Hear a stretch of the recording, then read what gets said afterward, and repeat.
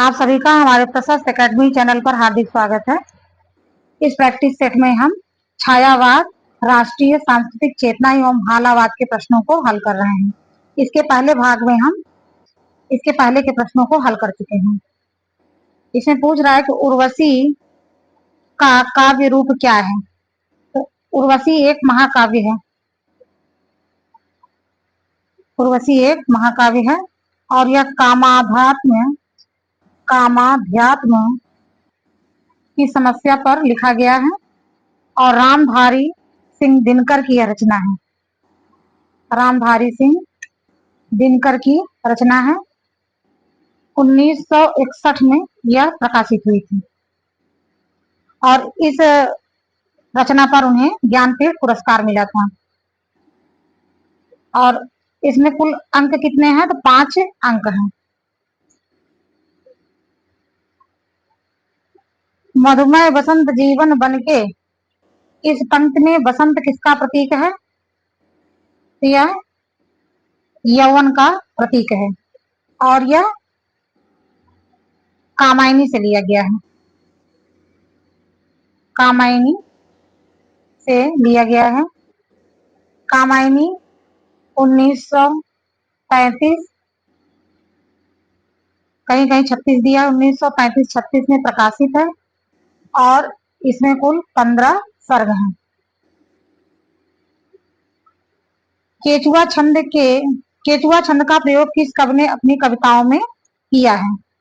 तो निराला ने किया है और हिंदी में मुक्तक छंद के प्रयोक्ता भी निराला हैं।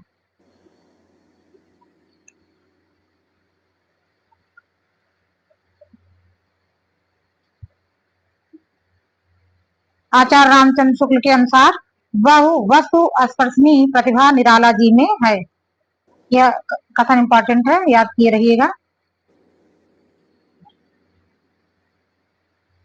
फिर एक निम्न में से कौन सी निराला जी द्वारा रचित व्यंग्यपरक रचना है? कुकुरमुत्ता। कुकुरमुत्ता जिसमें वो कहते हैं अबे सुनबे गुलाब। तो कुकुरमुत्ता जो है ये शोषित वर्ग का प्रतीक है, जबकि गुलाब जो है वो पूंजीपति वर्ग का प्रतीक है। कुकुरमुत्ता। कुकुरमुत्ता के बारे में देखिए, यह लंबी कविता है। पूंजीवाद सभ्यता पर कुकुरमुत्ता के बहाने करारा व्यंग किया गया है। इसमें कुकुरमुत्ता सर्वहारा वर्ग का प्रतिनिधि है और गुलाब पूंजीपति वर्ग का प्रतिनिधि है।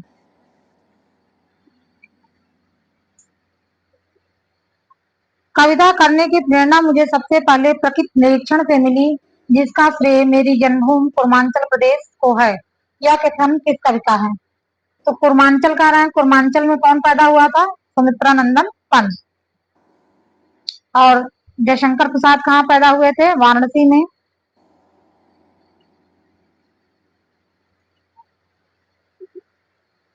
और ये बंगाल में। गीत गुंज नामक संकलन किस कवि की रचना है? तो गीत गुंज जो है निराला की है और 1954 ईस्वी में गीत गुंज प्रकाशित हुआ था।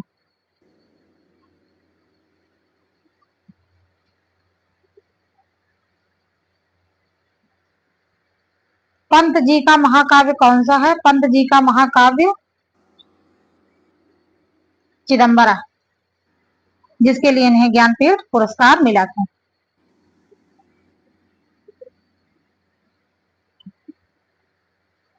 सरोज स्मृत में सरोज कौन है?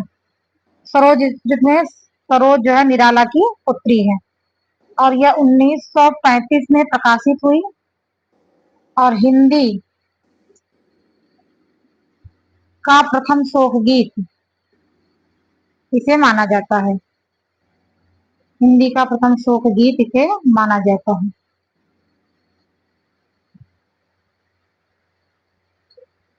इनका क्रम से देखिए, संग्रह निराला का काव्य संग्रह अनामिका, परिमल, गीतिका, कुकुरमुत्ता, बेला, तुलसीदास। लंबी कविताओं में राम की शक्ति पूजा, सरोज स्मृत और बादल राग।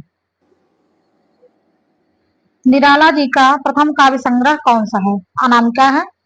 अनामिका जो है 2 भागों में प्रकाशित हुई, एक 1923 में और दूसरा 1938 में।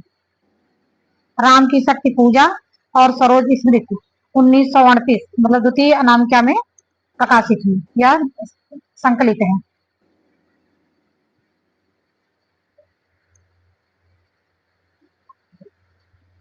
मैंने दुखी बदली महादेवी वर्मा का उपर्युक्त गीत उनके किस काव्य संग्रह में है? यह सांध्य गीत में है। सांध्य गीत में है। निहार, रश्मि, नीरजा, निहार, रश्मि, नीरजा और सांध्य गीत ये किसमें संकलित है? यामा में। ये चारों रचनाएं यामा में संकलित है। यामा के लिए महादेवी वर्मा को ज्ञानपीठ पुरस्कार मिला था। इनकी रचनाओं में देखिए, निहार 1930, रश्मि 1932, नीरजा 1935। नीरजा पर इन्हें सक्सेरिया पुरस्कार मिला था। इनकी तीसरी रचना नीरजा पर इन्हें सक्सेरिया पुरस्कार मिला था। सांध्य गीत 1936, यामा 1940। तो ये चारों रचनाएं जो हैं यामा में संकलित हैं। दीपशिखा 1942, सप्तपर्णा 1960, संधिनी 1965, नीलांबरा 1983, आत्मिका 1983, दीप गीत 1983, प्रथम आयाम 1984 और अग्निरेखा 1990। मानव अथवा प्रकृति के सूक्ष्म किंतु व्यक्त सौंदर्य में आध्यात्मिक छाया का भान मेरे विचार से छायावाद की एक सर्वमान्य व्याख्या हो सकती है। यह कथन किसका है? तो ये नंद दुलारे वाजपेयी का कथन है। यह नंद दुलारे वाजपेयी का कथन है।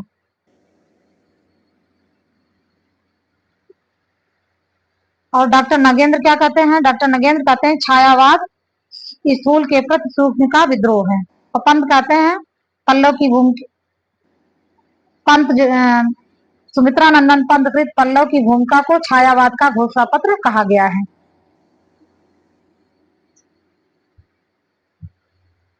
प्रकाशन वर्ष के अनुसार निम्नलिखित रचनाओं का सही क्रम है। तो ऑप्शन सी इसमें सही हो जाएगा। मधुशाला, एकांत संगीत, सतरंगिनी और मिलन यामिनी। इसका प्रकाशन वर्ष देख लीजिए। प्रकाशन वर्ष इनकी मधुशाला रचना 1935 में, एकांत संगीत 1939 में, सतरंगिनी 1945 में, मिलन यामिनी 1950 में। जागो फिर एक बार कविता के रचनाकार कौन है? तो निराला है। जागो फिर एक बार। प्रसाद कृत कामायनी महाकाव्य से संबंधित कौन सा कथन सही नहीं है? आजकल तथ्यात्मक प्रश्न को पूछे जा रहे हैं, तो ये थोड़ा सा अच्छी तैयारी रहेगी तभी इसको हम सही कर पाएंगे। इसकी कथा 16 सर्गों में विभाजित है। यही गलत हो गया। 16 सर्गों में नहीं, है 15 सर्गों में विभाजित है।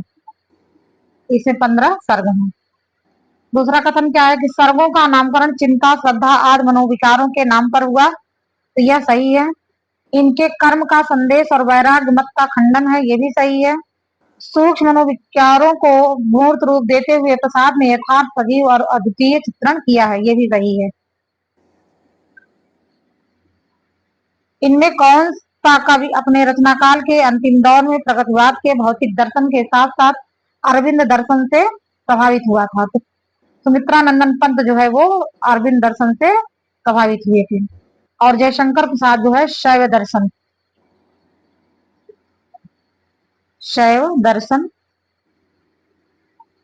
या प्रतिविज्ञान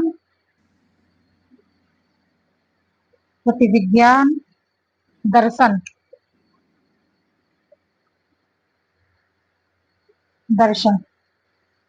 और सूर्यकांत त्रिपाठी निराला जो है अद्वैत वाद से प्रभावित थे।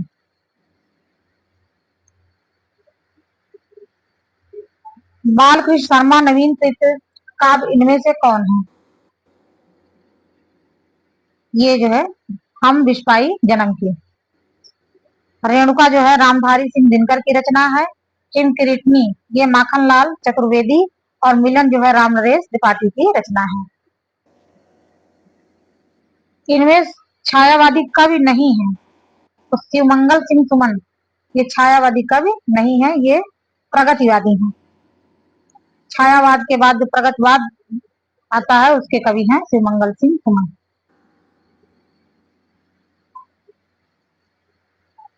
आधुनिक मीरा किसे कहा जाता है? महादेवी वर्मा को आधुनिक मीरा कहा जाता है।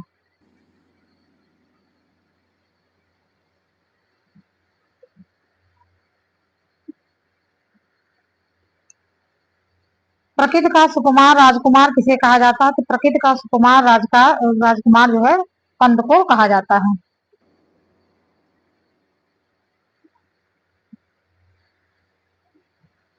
और जयशंकर प्रसाद को कलाधर झारखंडी इनका उपनाम है। सूर्यकांत त्रिपाठी को निराला, महाप्राण, श्रीमान गरगज सिंह वर्मा, साहित्य शार्दुल, ये नाम याद कर लीजिए, इंपॉर्टेंट है, साहित्य शार्दुल।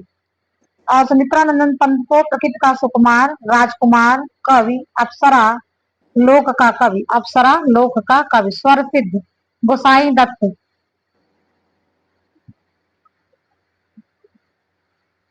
ये नाम दिया गया है। परमात्मा की छाया आत्मा में और आत्मा की छाया परमात्मा में पड़ने पर छायावाद की सृष्टि होती है। यह कथन किसका है? तो आत्मा की छाया परमात्मा की छाया आत्मा में और आत्मा की छाया परमात्मा में पड़ने पर छायावाद की सृष्टि होती है। ये डॉक्टर रामकुमार वर्मा का कथन है। रामचंद्र शुक्ल के अनुसार छायावाद शब्द का प्रयोग दो अर्थों में समझना चाहिए। पहला रहस्यवाद के अर्थ में, दूसरा काव्य शैली या पद्धति विशेष के व्यापक अर्थ में। और रामविलास शर्मा इन्होंने कहा कि छायावाद स्थूल के प्रति सूक्ष्म का विद्रोह नहीं रहा है, वरन थोथी नैतिकता, रूढ़िवाद और सामंती बंधनों के प्रति विद्रोह रहा है। तो हम जहां सामंती अगर शब्द देख रहे हैं, सामंती शब्द अगर आए तो ये रामविलास शर्मा को हम इसमें जोड़ देंगे। इन कवियों को आरोही कालक्रम में व्यवस्थित करिए। तो छायावाद के ये चारों स्तंभ हैं। इसमें प्रसाद जो है सबसे बड़े हैं, निराला, पंत और महादेवी वर्मा, ये क्रम होगा। उनकी जन्मतिथि देखिए, जयशंकर प्रसाद 1889 से 1937, सूर्यकांत त्रिपाठी निराला 1899, सुमित्रा नंदन पंत 1900 और महादेवी वर्मा 1960। टेक पीठ दोनों मिलकर हैं एक, चल रहा लखुटिया टेक। यह पूछ रहा कि यह पंक्तियां इन पंक्तियों में व्यक्त की गई है तो भिक्षुक वर्ग की दयनीय स्थिति। इनमें छायावाद की विशेषताओं से संबंधित कौन सा विकल्प सही नहीं है? सही नहीं पूछ रहा, जहां सही नहीं पूछे तो वहां पहले हम बोला कर लेंगे। आत्मा अनुभूत की अभिव्यक्ति है, कल्पना की अतिशयता भी है, सूक्ष्म के प्रति स्थूल का विद्रोह भी है, सौंदर्य के प्रति अत्यधिक आकर्षण, ये नहीं है, अत्यधिक आकर्षण है लेकिन अत्यधिक नहीं है। फिर राष्ट्रीय भावना भी है और नारी सम्मान भी है इसकी प्रवृत्ति में।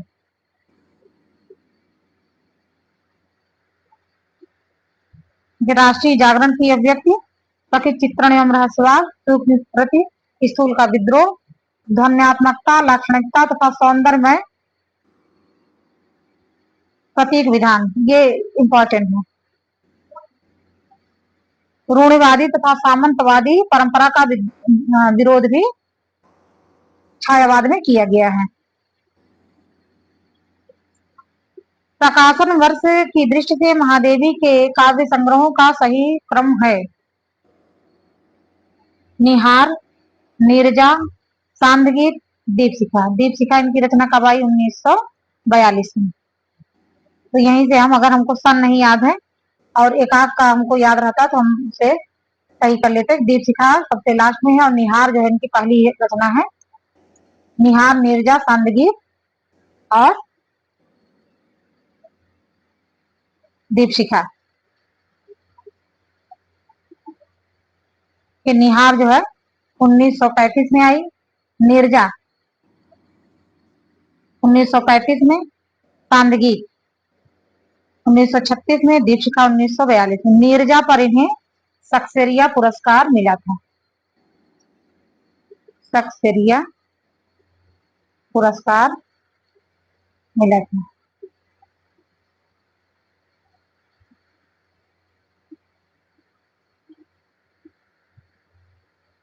निराला की कविता जूही की कली को किस संपादक ने बिना प्रकाशित किए वापस कर दिया था? तो महावीर प्रसाद द्विवेदी ने।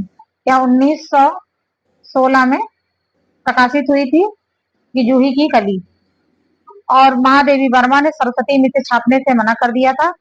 उनका कहना था कि इसमें अश्लीलता अत्यधिक है, इसलिए सरस्वती में छापा जाना ठीक नहीं है। रावण अशुद्ध होकर भी यदि कर सकता त्रस्त, तो निश्चय तुम हो सिद्ध, करोगे उसे ध्वस्त। यह पंक्ति किसकी है? यह पंक्ति है जाम्बवान की।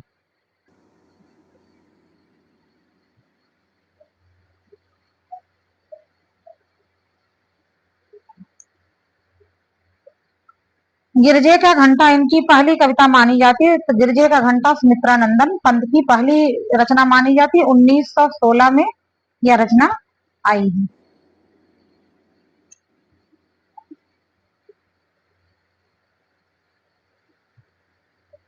और प्रसाद की प्रथम कविता कौन है? सावन पंचक 1906 में, और भारतेंदु पत्रिका में कलाधर उपनाम से यह प्रकाशित हुई।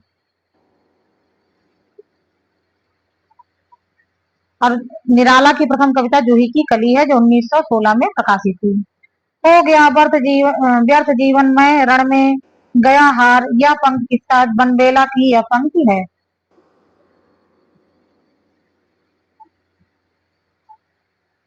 छायावाद में लिखी गई कविता पुस्तक ब्रज रस किसका है? तो राय कृष्ण दास का है। वियोग हर की रचना वीर सत्तई 1927 में आई, और चरखा स्त्रोत, ये दोनों रचनाएं वियोगी हर की हैं। लोकायतन की प्रबंध कृति है जो किन दो खंडों में विभाजित है? बाय परिवेश और अंतश्चैतन्य लिखा है इसमें, अंतश्चेतना भी कहीं कहीं है। जीवन और प्रकृति, व्यक्ति और समाज, इनमें से कोई नहीं। यह बाह्य परिवेश और अंतश्चेतना में विभाजित है। लोकायतन पंत की प्रबंध कृति है जो बाह्य परिवेश और अंतश्चैतन्य दो खंडों में विभाजित है। इस रचना में अरविंद दर्शन की छाया है। इसमें अरविंद के आधार पर नया दर्शन ढूंढने का प्रयास किया गया है। इस रचना पर पंत को सोवियत लैंड पुरस्कार मिला था। यह इंपॉर्टेंट है। किस रचना पर इन्हें सोवियत लैंड पुरस्कार मिला? तो लोकायतन पर। सोवियत लैंड पुरस्कार लोकायतन पर मिला। और ज्ञानपीठ पुरस्कार चिदम्बरा पर। हरवंश राय बच्चन की काव्यधारा का उल्लेख कीजिए। तो हरवंश राय बच्चन हालावादी कवि थे, और उनकी रचनाओं में मधुशाला, मधुबाला, मधुकलश, फिर निशा निमंत्रण, एकांत संगीत, आकुल अंतर, सतरंगिनी और बंगाल का अकाल। ज्ञान भिन्न कुछ क्रिया भिन्न है, इच्छा क्यों पूरी हो मन की, एक दूसरे से मिल न सके, एक दूसरे से न मिल सके या विडंबना जीवन की। उपर्युक्त काव्य पंक्तियां किस सर्ग से ली गई हैं? तो पहले तो जानिए ये कामायनी किसकी रचना है? जयशंकर प्रसाद की, 1935-36, जयशंकर प्रसाद। और यह रहस्य सर्ग से लिया गया है। इसमें कुल कितने सर्ग हैं? 15 सर्ग हैं। 15 सर्गों का क्रम हम देख लें। चिंता, आशा, श्रद्धा, काम, वासना, लज्जा, कर्म, ईर्ष्या, ईड़ा, स्वप्न, संघर्ष, निर्वेद, दर्शन, रहस्य और आनंद। क्रम याद करना जरूरी है क्योंकि अब क्रम भी पूछा जाता है, कौन सा क्रम है। प्रकाशन काल की दृष्टि से हरबंस राय बच्चन की रचनाओं का सही क्रम है। तो ये निशा निमंत्रण, मिलन यामिनी, प्रणय पत्रिका, जाल समेटा। निशा निमंत्रण इनका जो है 1938 में, मिलन यामिनी 1950 में, प्रणय पत्रिका 1954 में, जाल समेटा 1973 में। जयशंकर प्रसाद की कृतियां किस विकल्प में हैं? तो निर्जा, सांद्रित, स्मृत की रेखा, ये तो महादेवी वर्मा की है, महादेवी वर्मा। और झरना, लहर, ध्रुव सामनी, स्कंद गुप्त, यही ये ऑप्शन सही है। इनकी जो है झरना 1918 में, लहर 1933 में और ध्रुव सामनी भी 1933 में और स्कंद गुप्त 1928 में।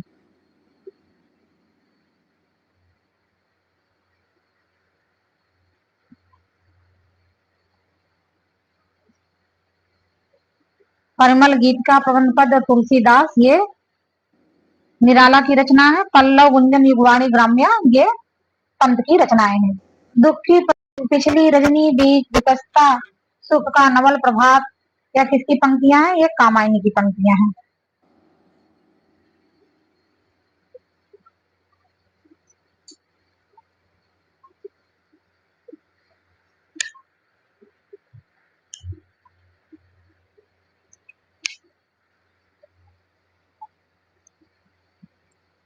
देखिए दिया है, चांद का मुंह टेढ़ा है,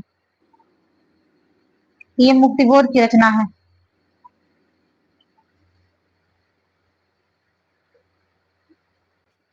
मुक्ति बोध की। और यामा जो है वो महादेवी वर्मा की।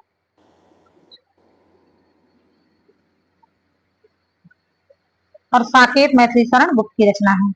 मधुशाला का प्रकाशन वर्ष है, मधुशाला का प्रकाशन वर्ष 1935 है। निशा निमंत्रण के रचनाकार कौन है? निशा निमंत्रण के रचनाकार हरिवंश राय बच्चन है। अपराजिता के लेखक हैं, अपराजिता के लेखक रामेश्वर शुक्ल अंचल हैं। हालावाद के प्रवर्तक के नाम, हालावाद के जो प्रवर्तक हैं वो हरिवंश राय बच्चन हैं।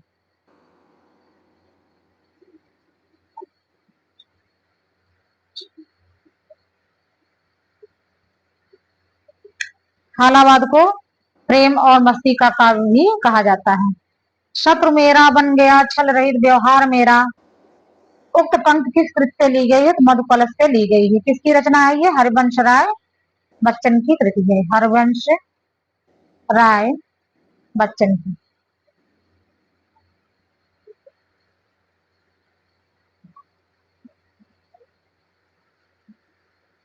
हिंदी काव्य मानसलवाद के प्रवर्तक कौन है? तो रामेश्वर शुक्ल अंचल को मानसलवादी कवि कहा गया है।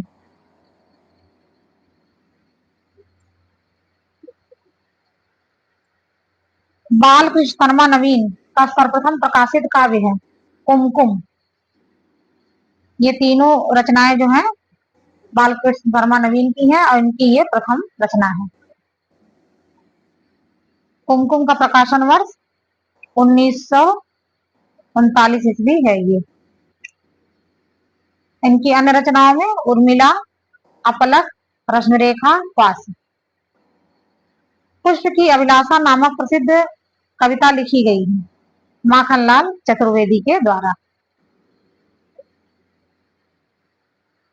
मौर्य विजय, मौर्य विजय सियाराम शरण गुप्त की है।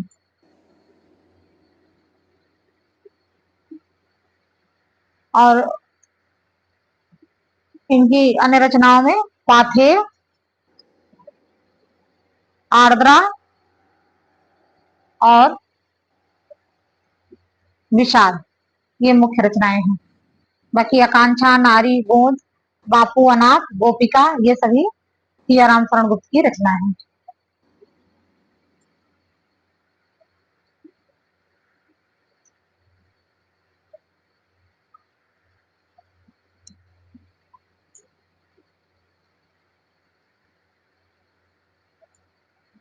छायावाद और उत्तर छायावाद के बीच कुछ वैसा ही संबंध दिखाई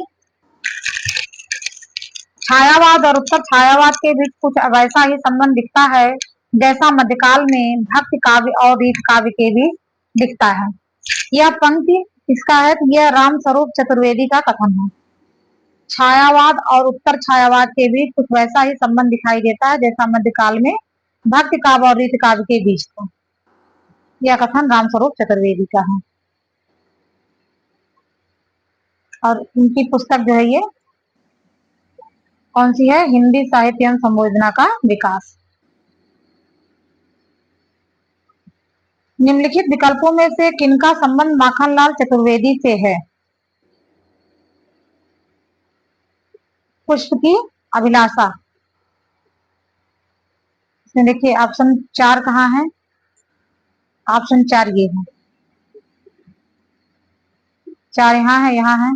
तीसरी रचना कौन सी है इनकी? दैनिकी। तो दैनिकी इनकी रचना नहीं है। इनकी रचना है सिपाही, सिपाही और पुष्प की अभिलाषा। ये ऑप्शन भी सही हो जाएगा।